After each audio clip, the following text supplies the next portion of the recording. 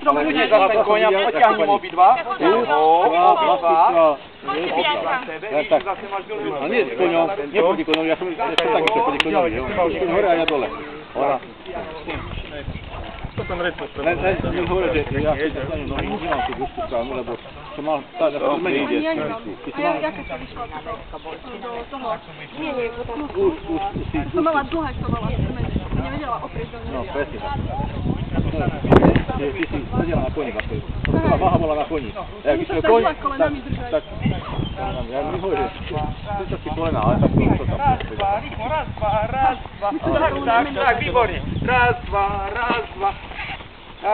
Dobre, vidíš, toto je dobre, to je dobrý pohyb. Raz, dva. No, Dominika, super, ty hviezda. Tak, výborne. Dobre ti to ide. Tak. Tak, Dominika, super, ty hviezda dnešného programu. Dobre. Vidíš, aj pán vedúci ťa pochválil. Nielen môj laický odhad. Tak to vidí vo filmoch. Tak to vidí vo filmoch. Tak je to dobré. Povolí, keď koň ide, tak úzda je povolená, ale len telom pracuje. Ona sa drží, ona sa drží. A tak je, ten pohyb tela to musí byť. Lebo chodí koňovať, ty narážaš, nie s ním ideš, ako synchrone. Mačku tlačí. To je iné, že teba mačkáš, ale aj jeho mačkáš.